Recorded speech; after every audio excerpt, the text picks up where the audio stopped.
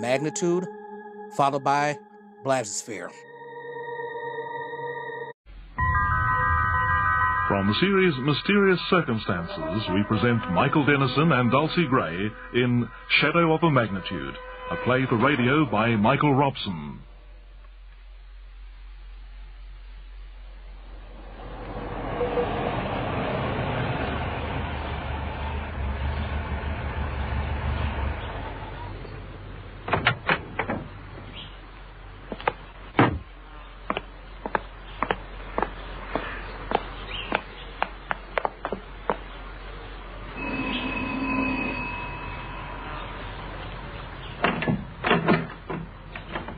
Good morning. Good morning. Mrs. Farrell? That's right. Oh, do come in, please. I'm Charles Hazelhurst. The agent said the hall was spacious. And he was right. But I understand it's a large house you're looking for. Certainly. Have you lived here long? 16 years. You'll be sorry to leave it, I imagine. It's quite beautiful. Thank you. We've been very happy here. Where would you like to start? Do you know, I think the grounds first, don't you? I have a feeling it'll be raining hard before long, if the sky is anything to go by. Then the grounds it shall be. I hope you enjoy walking. There's quite an acreage to cover. It's 12:30. It's taken us almost 2 hours to see the whole place. About par for the course. That's why the agent and I like to feel reasonably sure that someone's serious about buying before we embark on the grand tour with them. I can imagine. You'd waste a good deal of time otherwise. Absolutely. Then let me reassure you. I am serious about buying. Very serious. I'm delighted to hear it. That calls for a drink, I should have thought. We've certainly earned one. What a good idea. What would you like? Oh, gin and tonic, please. Getting closer. We could do with a storm. It's almost impossibly humid. Would it be impertinent of me to ask why you're leaving here? Not in the least. It's far too big for one man. Now then, if there's not enough gin, for heaven's sake, let me know. Thank you. My wife always insisted on 1 part gin to 4 parts tonic. I suppose I got stuck in the groove. This is fine, really. Good. Your wife is dead. Yes. It was an utter freak, the chance in a million that killed her. Oh.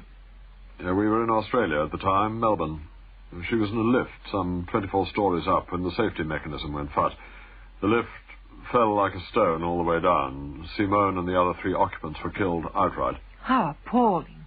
A chance in a million, they said. If there was a chance in 10 million of the thing being unsafe, they should never have marketed it. Awful. You have children, though? 2. They're adults now, of course, and they don't have many opportunities to come up here, which is another reason why I'm selling. Oh, they loved the place when they were younger. Friends constantly here, parties, dances, the house was alive. That's them over there in the photograph. Oh, yes. Nice-looking boys.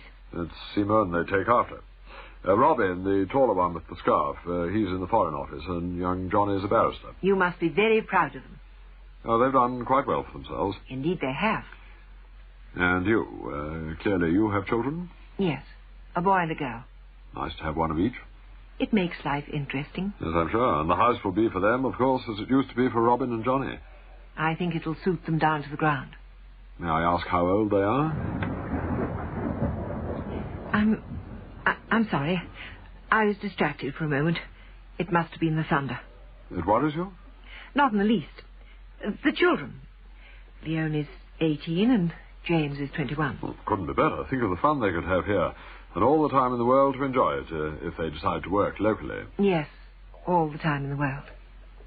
Are you living in London at present? Bristol. Ah, quite close, but not too close. How long does it take you to drive down here? About 3/4 of an hour. Pleasant journey. Yes, it is, isn't it? Oh, the motorway's made life much easier, of course, but what a relief to get off it and back to sanity. Yes. You ready for another one? Not just the moment, thank you. Then perhaps you'll forgive me if I, Please. What are you doing about lunch? I haven't given it a thought. I'm afraid there's nothing suitable I can offer you here, but there's a very pleasant pub in the village where they really do serve rather good meals. Perhaps you care to join me? It's very kind of you, really, but it's not necessary. Nevertheless, I very much hope you'll come along.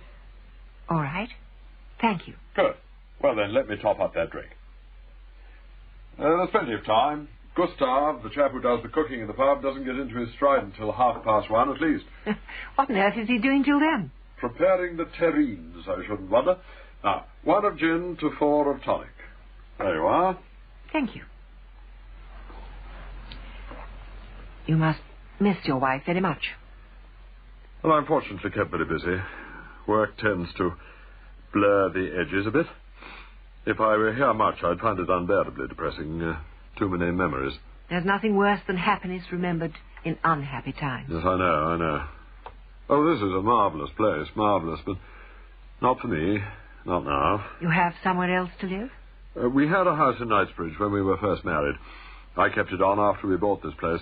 I'm in London frequently on business, and Simone liked her visits to town. Johnny, he's the barrister, has what's virtually a flat on the 3rd floor, so we can keep in touch without living in each other's pockets. That must be very nice for both of you. You'll discover as your two grow up, when they find their feet, that you'll stop regarding them as children and think of them as friends. One of the compensations of middle age. You know, it's quite extraordinary. What is? Well, I've been looking at country houses like this for about 4 months now. What an extraordinary variety of people you meet. I can imagine. You'll have to forgive my grasshopper mind, but when you were talking about your wife and children, I was reminded of a conversation I had with someone quite recently. At the contrast between the two of you. In what way? A short time ago, I looked over a large house and grounds, larger in fact than we really need, but it sounded so attractive on paper that I decided to have a look anyway. Like you, the owner did me the courtesy of showing me around himself. But there the resemblance ends. Anyway, the long and the short of it all is that as we walked round, as this man talked, I realized I knew who he was. Now, who could he have been, I wonder? Let's just say it's a man you'd certainly know. He was selling for very much the same reason as you are. His wife had died in an accident. His sons were leading their own lives, and the place had become far too big for him. But what was so dreadful was his attitude. In what way? I may have overreacted once I knew who he was, of course, but I don't think so. He was one of those people who had immense talent and driving ambition, but absolutely no money of his own.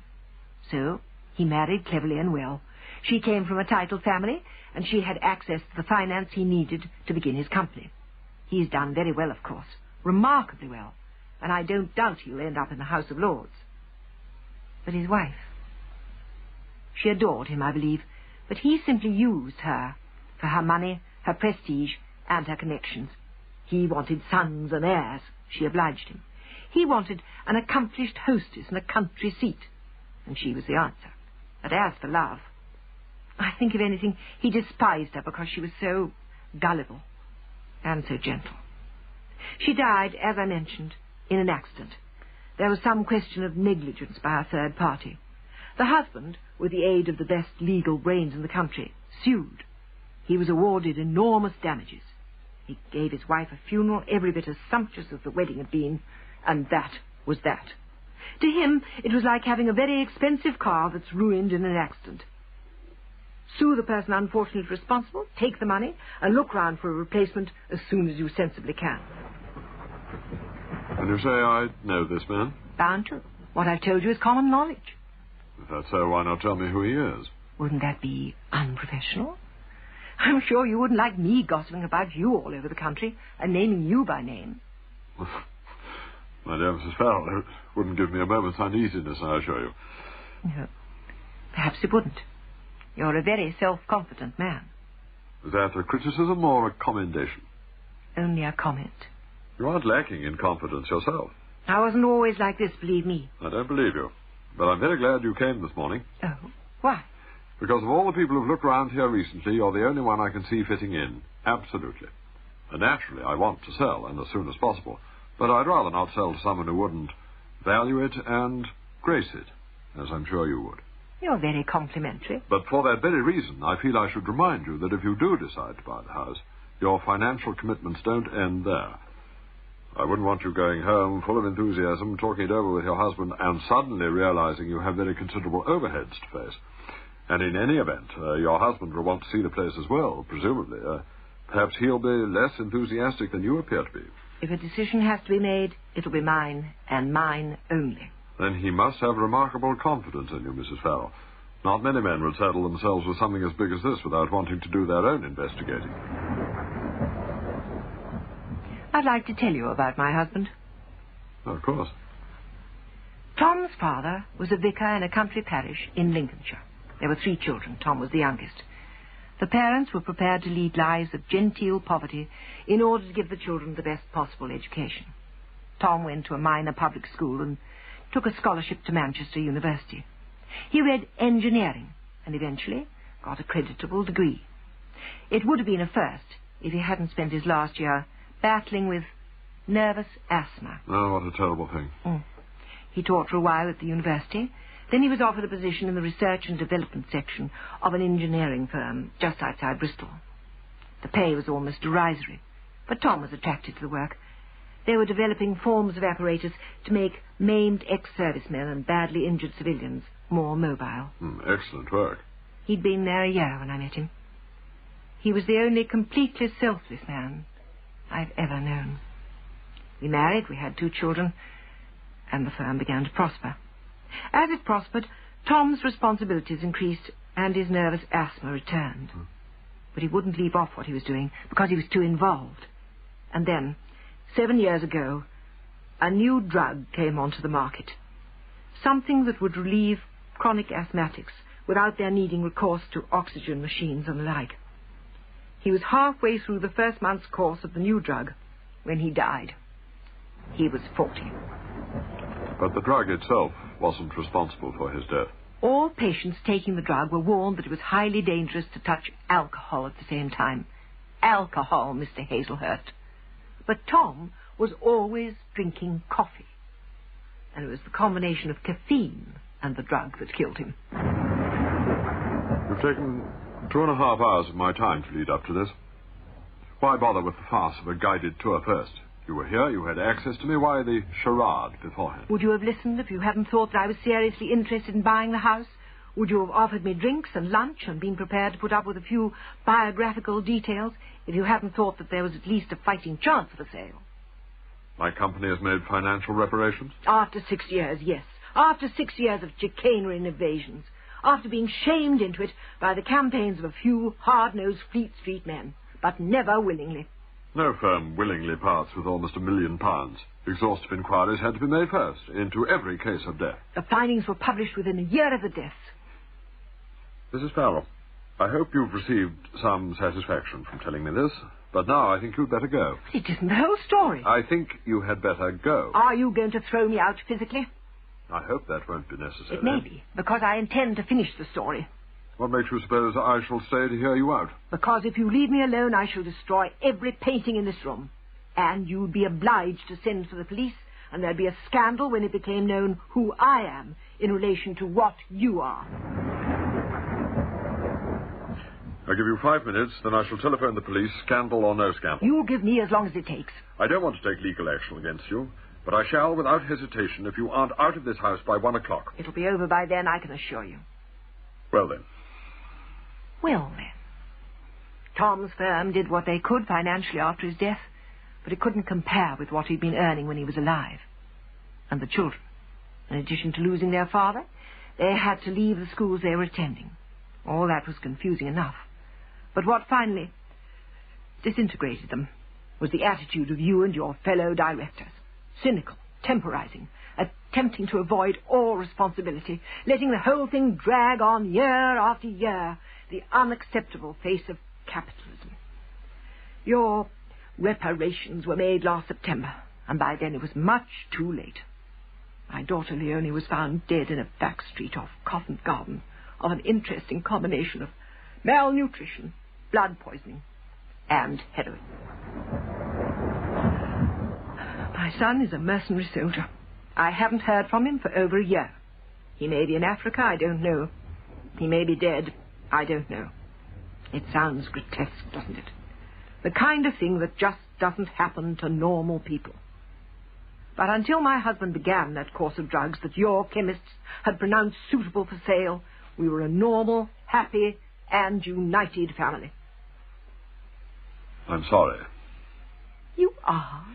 But however exhaustive the tests that are made, you're going to find that any major pharmaceutical breakthrough, though it relieves the suffering of hundreds of thousands, may be fatal to an infinitesimal few. That accident in the lift, the one that killed your wife.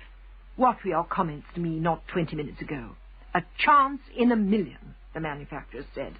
But if there was a chance in 10 million of the things being unsafe, they should never have marketed it. That was your conclusion. So how does that square with your attitude towards the drug? As a visitor to my house, you've come out with what you certainly consider to be a number of statements that I would find unpalatable and distressing. Very well. You've stated your case. Now I think it's my turn. You still haven't answered my last question. There was a flaw in the lift mechanism, and there was a flaw in the drug you peddled. Both resulted in the deaths of innocent people. So what's the difference? I prefer to concentrate on your situation, not mine. Your husband died 7 years ago. You tell me that as a direct result of that, your daughter's dead and your son's gone to the bad. But you've survived. People get over all manner of personal tragedies if they have the character. You're suggesting that my children lack character. It very much appears so. Why weren't they rallying round you when you most needed them? They were children. They were adolescents. And if your husband was the man you represented him to be, surely there was enough of his influence left to help them to lead useful lives. Mrs. Farrell, in bad times, some survive and some go to the wall. They lack the moral fibre to conduct themselves properly. They complain about life instead of standing up to it. That's your world, then. Of course it would be. In my world, Mr. Hazelhurst, there are the givers and the takers. And you have taken all your life.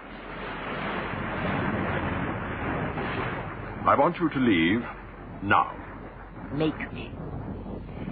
Had you behaved differently, less arrogantly, I might have had some sympathy for you. But not now.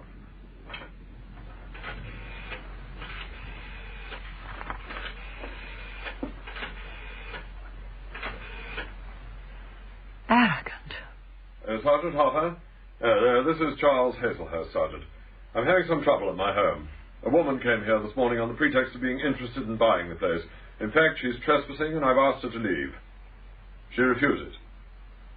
Yes. Yes. No physical threats. No. Not to me, at least. I'll explain when you get here. If you've left before he arrives, I shall attempt to forget this visit of yours. You have rather less than 10 minutes. So have you. What the hell are you talking about? When your reparations finally came through after the hubbub the newspapers caused, I went looking for my daughter. The time and money I spent in the search. And the people I met. Pimps and protection men and seedy private investigators, prostitutes, drug addicts. And worse. And I learned how easy it is to get certain things done if you have the money and the connections. So we finally caught up with Leonie, and she was dead. And when I realized the filth and the squalor and the misery she died in, I made a decision about you, Mr. Hazelhurst. I decided to kill you. First it was Tom, and then it was Leonie. So I decided to kill you, because the law would never touch you. There's a man in Wandsworth who sells foreign handguns, Mr. Hazelhurst. Handguns that can't be traced in this country. So I bought a revolver and 200 rounds of ammunition. You realize I shall report all this to Harper when he arrives? I practiced in a disused quarry in Bedfordshire. It isn't so difficult to hit a mark when the range is 10 yards or less, and I still have a lot of bullets left. You're becoming very tedious. From the moment your firm refused to pay out compensation, I began to keep a file on you and your firm, and on everything the newspapers printed about the wrangle. It wasn't difficult to find out where you lived and how you lived. But have you any conception of what a normal human being has to go through before she can make up her mind to kill another human being? Have you?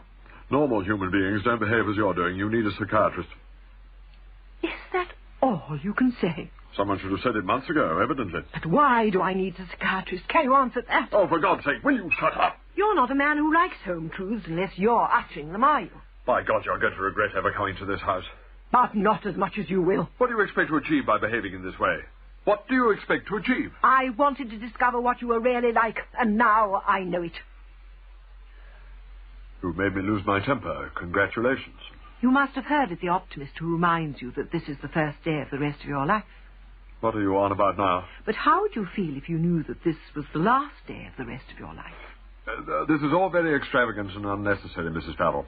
You've angered me, you've upset me, and it's all gone on much too long. Now, just get out before you find yourself in serious trouble. Serious trouble? A husband dead, a daughter dead, a son as good as dead, and you talk about serious trouble. Your husband was a biological freak, your daughter was a neurotic, and your son's a pathological killer, and you have the effrontery to hold me responsible?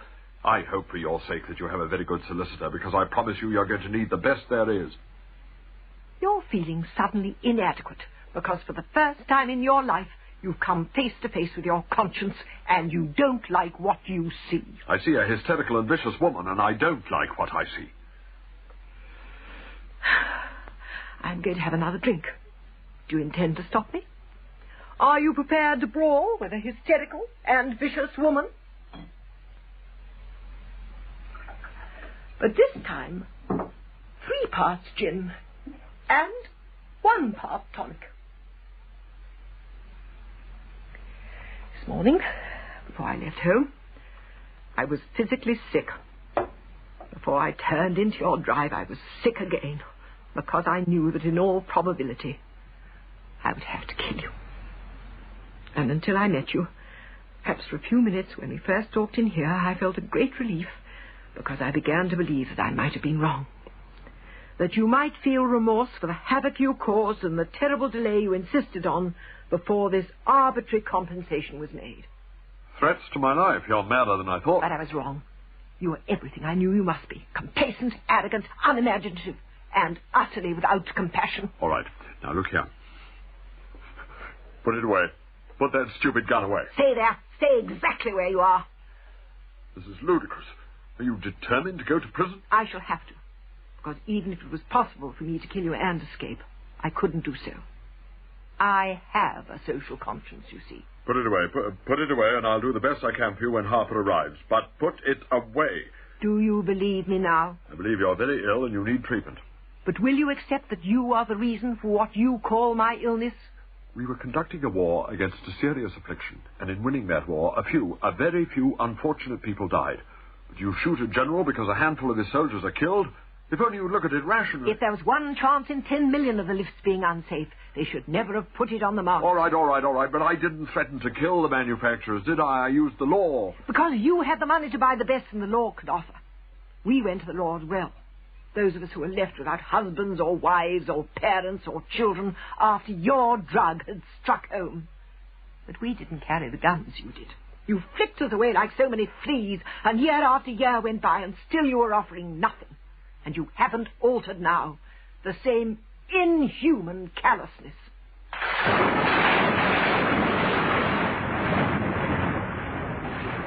I'm tired.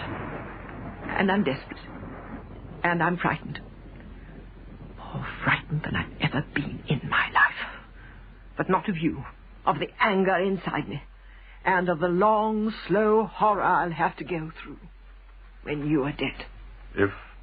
If you'll allow me to go over to my desk, I'll make out a banker's draft in your favour for £50,000. Take it and go now, and I'll forget that you were ever here. You can't buy me off. Then what do you want? What do you want of me?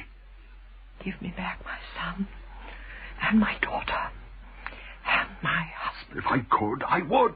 Only because you're looking down the muzzle of a gun. If you'd really felt any compassion at all, you'd have felt it 7 years ago. Mrs. Farrell, if I wanted to, I could get out of this room fast, and the odds are that you'd miss me by a mile, if you even tried a shot at me, which I doubt. So, put the gun down carefully on that table, and let's discuss this matter sensibly.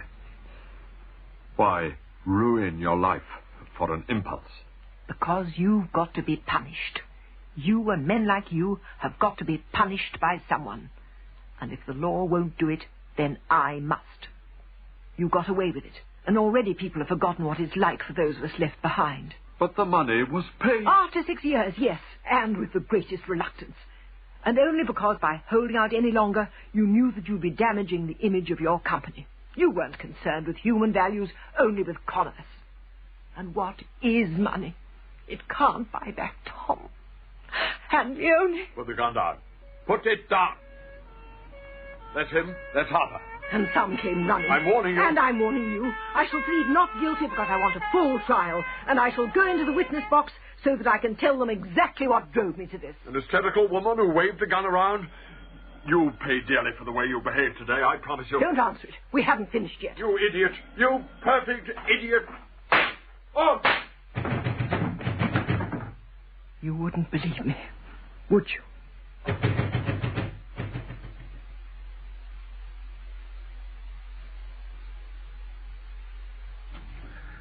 In Shadow of a Magnitude by Michael Robson, Charles Hazelhurst was played by Michael Dennison and Ruth Farrell by Dulcie Gray. The producer was Derek Hoddinott. You wouldn't believe me, would you?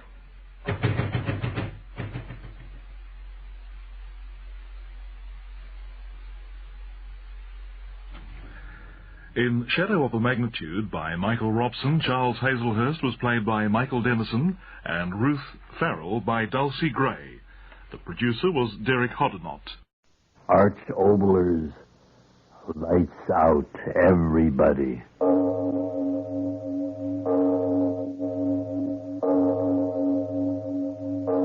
It is later than you think.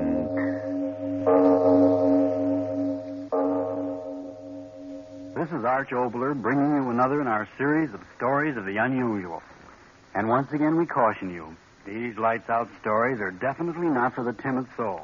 So we tell you calmly and very sincerely, if you frighten easily, turn off your radio now. November of 1939. Astronomically, that isn't even a blink in the eye of the universe, but it's a very long time measured in the length of our own very ephemeral lives. On that day, I aired our next story. Remember that date, 1939. A lot of heartbeats before we went to war against the madness of Adolf Hitler and his friend Benito. Listen to Bathysphere.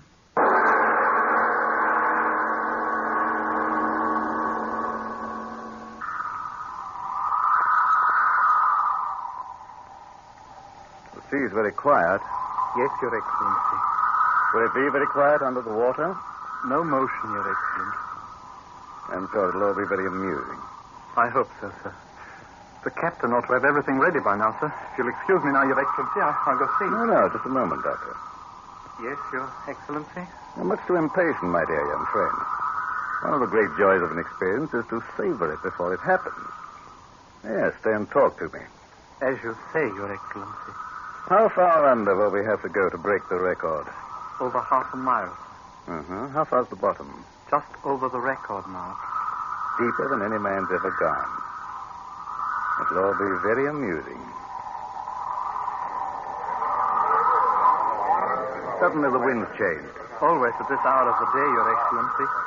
It's time to go. I assure you that the sea will wait for us. But I only thought that... Don't think so much, my young friend. Thinking is an unnecessary pastime. The emotions are much more dependable. My thoughts tell me that this little excursion under the sea will be quite precarious. On the other hand, my emotions tell me that it will be most interesting and amusing. Your Excellency, we are ready. Now, Captain, you too are impatient, huh? I don't know what you mean. That is to say... No, don't splutter. Now, come ahead, my young and impatient friend. We'll go aboard your diving bell and begin our little adventure. Come.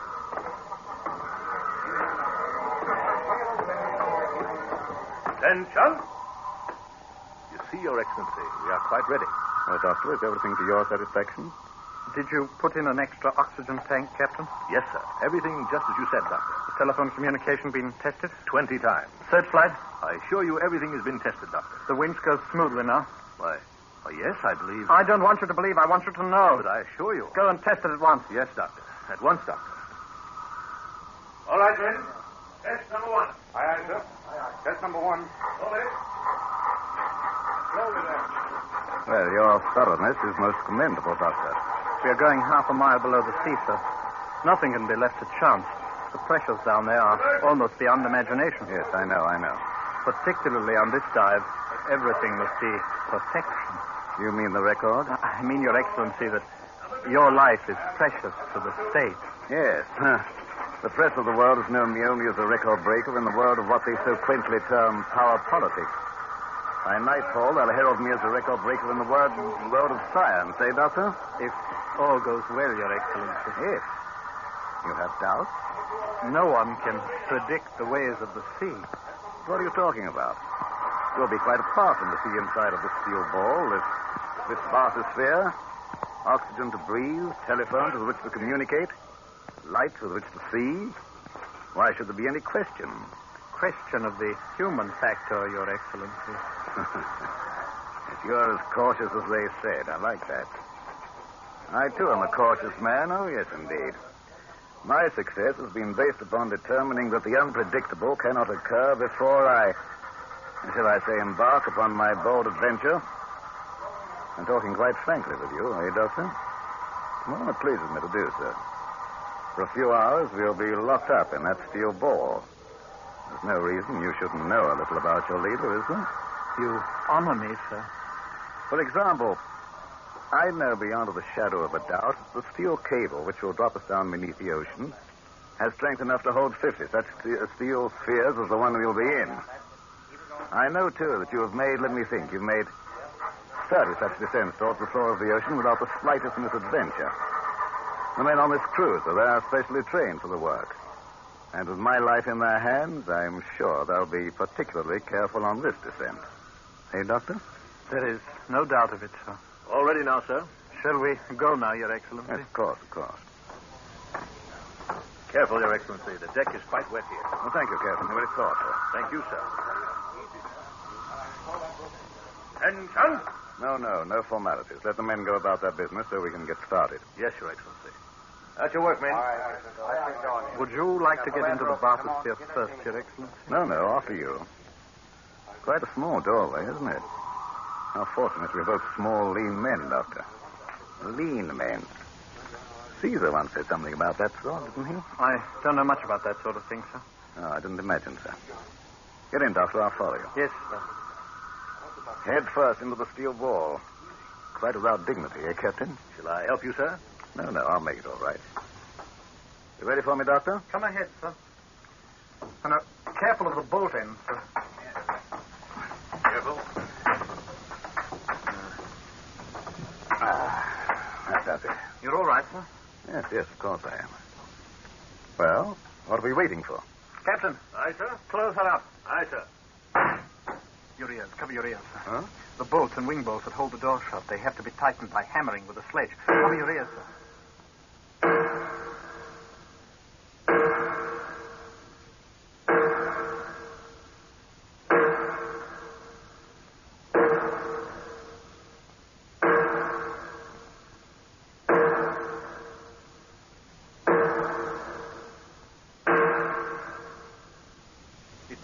Right now, so they've done. But what an infernal din. Wasn't there any other way? Hammering is the only definite guarantee of a watertight seal, sir. My ears. All well in there, sir? What's that? A voice for the telephone, sir. They'll communicate with us from the deck every 3 minutes. If one of us doesn't answer within half a minute, the orders are to pull us up. An excellent safety precaution, yes, indeed. All well in there, Doctor? All well. We're moving. Yes. Lifting us out to the end of the boom, and then down we go. Look, sir, you can see the deck down there through the windows. Glass, so clear. Clearest in the world. Quartz glass to stand the pressure. Letting us down in the water, aren't they? Yes, sir, in a moment.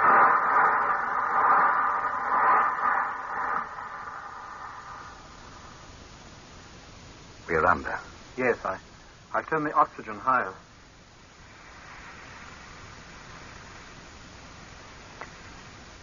The light. So green. Yes. Soon it'll be blue. Then a darker blue until at around 2,000 feet we'll be in a darkness that goes beyond dark. Complete, eternal night. Eternal night under the water. How amusing.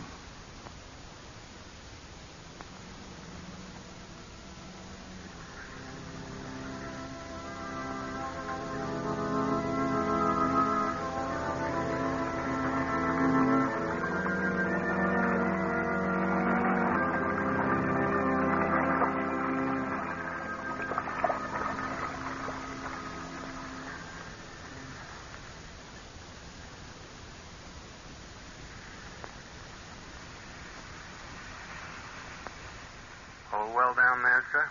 All well. How far down are we? About 1,100 feet, sir. It's hard to believe it. There is almost a quarter of a mile of water crushing down upon us. The word crushing is most inappropriate at this time, my young friend. My apologies, Your Excellency. I've been watching the water. You said it would be at night. It isn't black, it's blue. Strangest blue. A few more 100 feet and there will be no more color in the water, sir. The light out there. What? I can't quite make it out, sir. Perhaps some sort of a luminous plankton. It's amusing. The fishes carrying along their own electric plants. The dark's alive with them, sir. Oh, look, sir. What? That small flat fish. You see, even his teeth gleam with the luminous mucus. I've caught that sort in the trawls. They can eat organisms as large as they are. Wait, I'll turn on the searchlight and you'll see. No, never mind. I didn't come under the sea out of any interest in those bits of fish. As you say, sir. They'll light up like a train in the dark. Or would the portholes of a boat be a more appropriate figure of speech? Well, seen one, seen them all. All well down there, sir? All well. How far down now? Ask him. How far? 1,350 feet. Right. You make good time, huh? Yes, sir. They lowered us very quickly, sir. A 6-foot ball containing a very earnest young man and the leader of the state. Headed for... What should we say, Doctor? A new record, sir. Is that as far as your imagination carries you? At the moment, I cannot say, Your Excellency. Well, perhaps when we reach the end of the cable, we'll discuss life and death very profoundly, eh, my friend? Philosophy under the sea. Yes.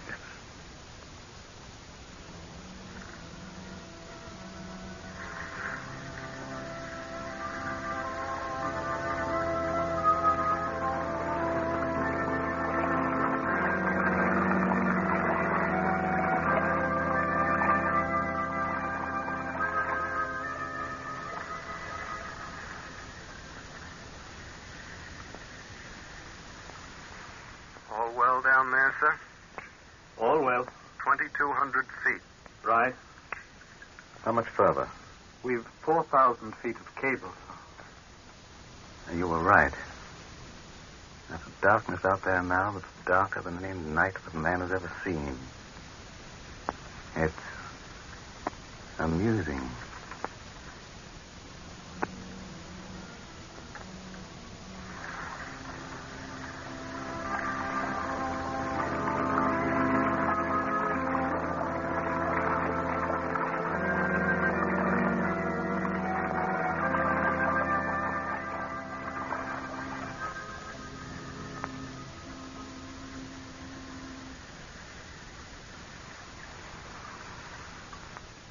All well down there, sir? All well. 2,800 feet, sir. Right.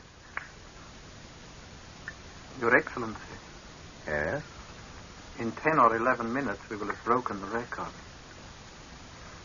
You keep your eyes so close to that window. Might I ask why? I thought I saw something out there. What, sir? Something huge. It gave off a pale green light and then was gone so quickly I'm not quite sure. I'll turn on the switch. No. No, this infernal darkness amuses me. Tell me, Doctor, on your other trips, have you seen anything out there? Vague, huge, you know what I mean. Yes, sir. Several times. Well? Shadowy and indistinct. I couldn't say what, sir. Can't you guess? I have no answer. All well down there, sir? Oh, tell him yes, and stop annoying us. All well, and Captain's compliments, sir. You've reached 3,028 feet, sir. That was Beebe's record. Huh? The old one. 3,030. Broken it. 3,100. Doctor, that's quite enough. 3,150. Doctor, did you hear me? Broken the record on a few feet to spare. Order them to hold us up. 3,200. Doctor, you out of your head. I gave you orders.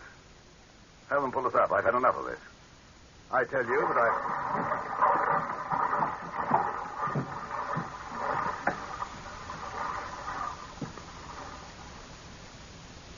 What happened? Happened? We just landed at the bottom of the sea, that's all. Why did you ignore my orders? I said to go up. What are you doing now? What was that lever that you threw? Answer me. Yes, I'll answer. Haven't you forgotten something, Doctor? What? To say, sir, Your Excellency. Excellency? Here at the bottom of the sea? What happened to you? All of a sudden you... the excitement of creating a new record, a little too much for you, eh, my young friend? Well, it's understandable. Now signal the ship and have them draw us up. Your little adventure is over. Didn't you hear me? I said signal the ship. How? You out of your mind completely. Telephone them. At once, you hear me? The telephone consists of a carbon transmitter, receiver, actuating battery, and connecting wire. We have no telephone. Get to one side. Hello. Hello up there. Hello. Hello, answer me. Hello. Hello, blast you, answer me. Hello. But they don't do it. The wire's torn loose. Would you know how to fix it, Your Excellency? What? Oh, I see it. Happened when we bumped on the bottom, didn't it? Well, can't you fix it? I can, but I won't, Your Excellency. What is this? It's taken you a great number of moments longer than I expected to ask that question. You notice that I've called you Your Excellency a couple of times, but that was the end of that. From now on, I will call you Your Infernal Excellency. How amusing. Still amusing? Yes. I don't believe it. You think it's some kind of madness on my part, but you'll do something about it. Not I, you. I? You have an emergency way of signaling. Yes, I know you have. You flashed the searchlight on and off 3 times, and the flow of current registers up on deck. And they know that it's an emergency. I'll go ahead and do it, and perhaps I'll forget your little... shall we call it... joke? I am quite content to stay down here. Turn on the searchlight. All right, I'll do it myself. Why waste your time? You've so little of it left. What do you mean by that? The searchlight, too, is disconnected. Why? There's no need of it. It will be best to die in the dark. Die? Yes. This is impossible. I investigated you, your record, your family, your associates. Clearest record in the state. You have no reason in the world to kill me. Kill me? It's really funny. A young, empty-headed fool killed me. It's very amusing. You'll be afraid soon.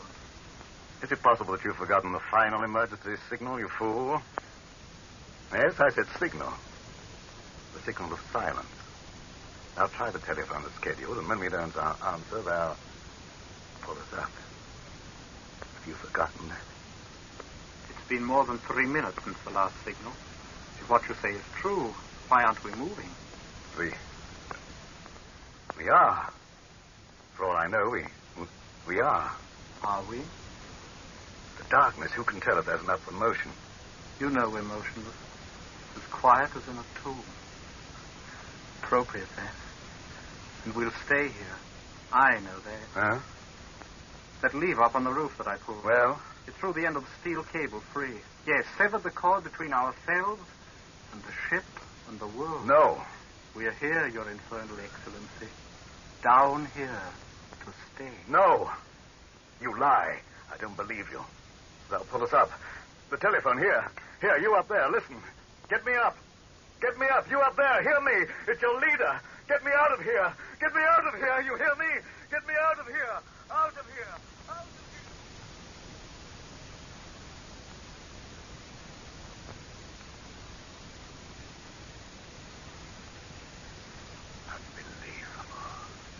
Oxygen left for another hour, and it takes you 10 precious minutes of your precious life to believe.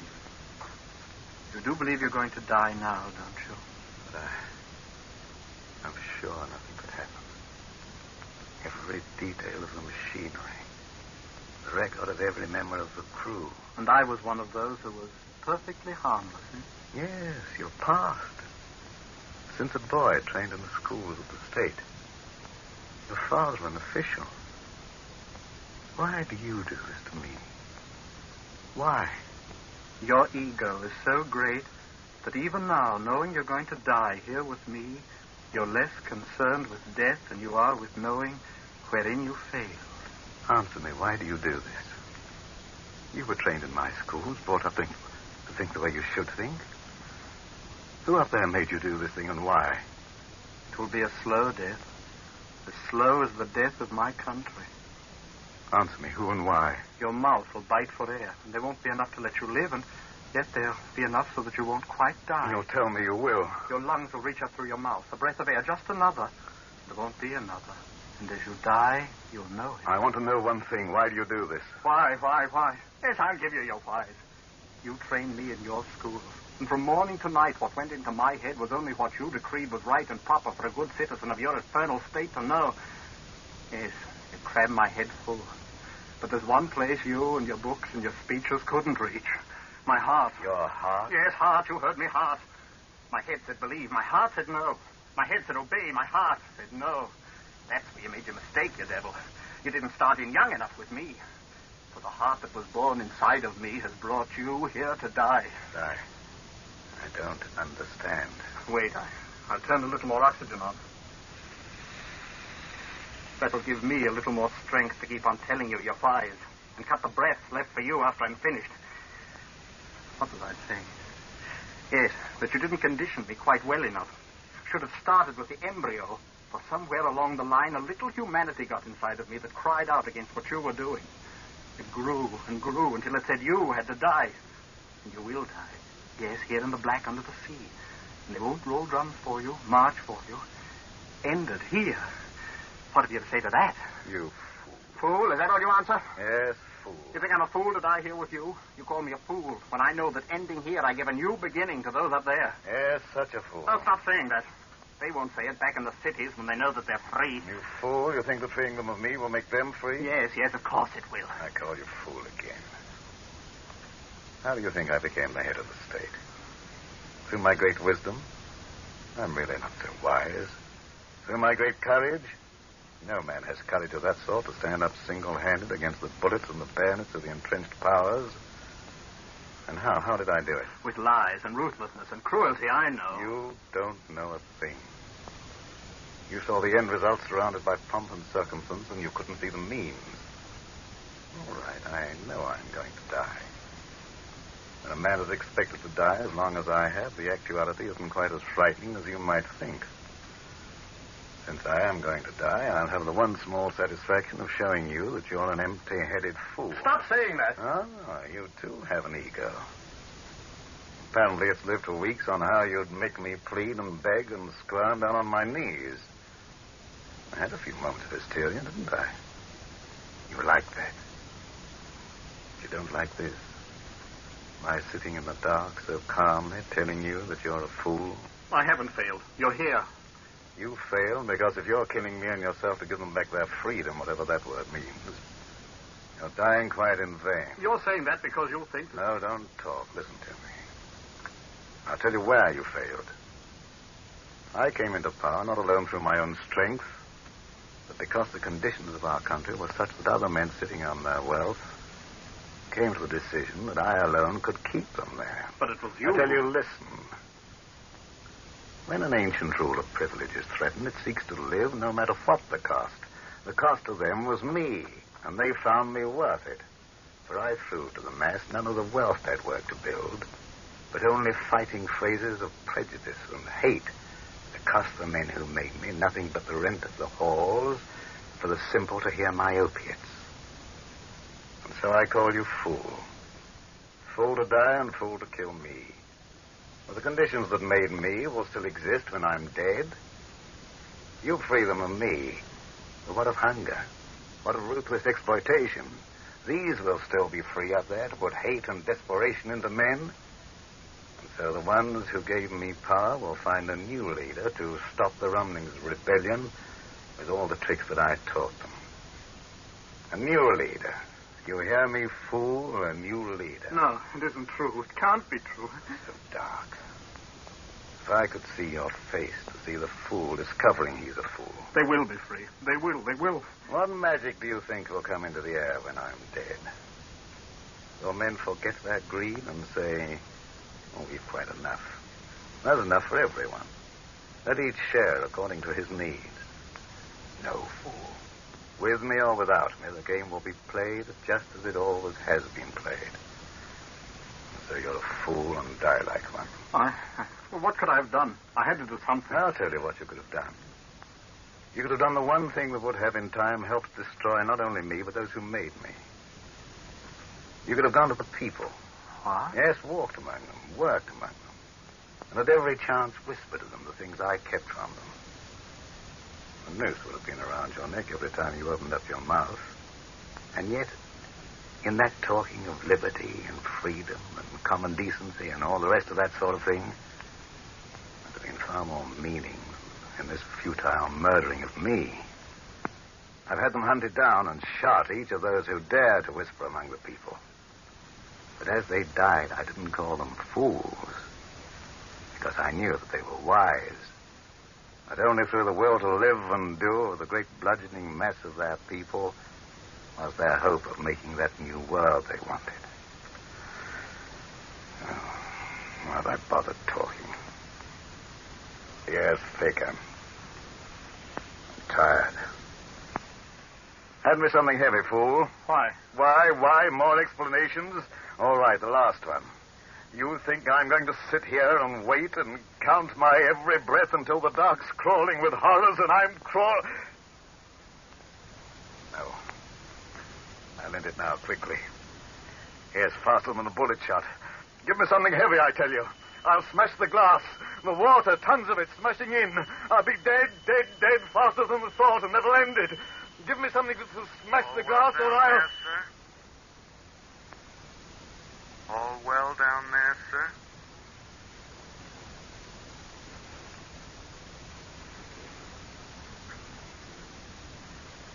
Voice. Telephone. All well. Take us up. We're moving. There's water on the glass. We're moving. Doctor, the cable. I lied. But all this time, why? My orders to the crew were to leave us alone on the bottom as soon as the slackening of the wire showed them we'd hit the bottom. Telephone. I reconnected it while you talked. Then, you didn't really mean to kill me. Kill you? Yes, I meant to kill you. Had it all planned out. Tell you what I told you, and then you'd go quite crazy with fear. And after that, I'd kill you. 2,900 feet. All well down there, sir? All well. And yet you didn't. The lights of the creatures out there. Blinking of stars on a cold night. Why didn't you kill me? I want to know. What would have been the good of it? A fool and a figurehead die together. No good of it. So you believed me? Even a fool can understand futility. The water's getting lighter. Soon we'll be back. Up there. It'll be very strange at first. I don't much care now, yet I'll ask. What happens to me? You? I told you many things down there, didn't I? Yes, too many things. A man in doubt, as I was, talks too much. And since you of necessity heard what I said, when we get there, I will probably have you shot. The victim sentences his murderer. It will be most amusing.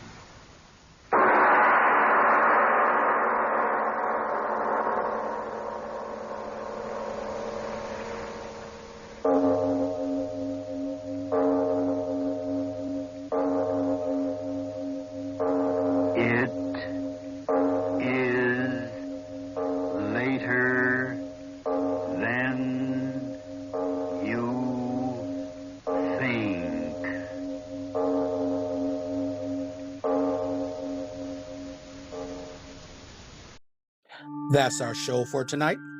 I want to thank you all for listening. And remember, you can find me on Facebook at facebook.com/terror1970, or you can find me on Instagram at Radio Show Nerd. I also have a YouTube channel, Terror Radio. Please check it out. Like and subscribe. Share the videos. It will be highly appreciated. Tonight, I did post an episode from the 1960 anthology show, One Step Beyond, entitled Goodbye, Grandpa. Again, this is your host, Keith, better known as the Radio Show Nerd, signing off.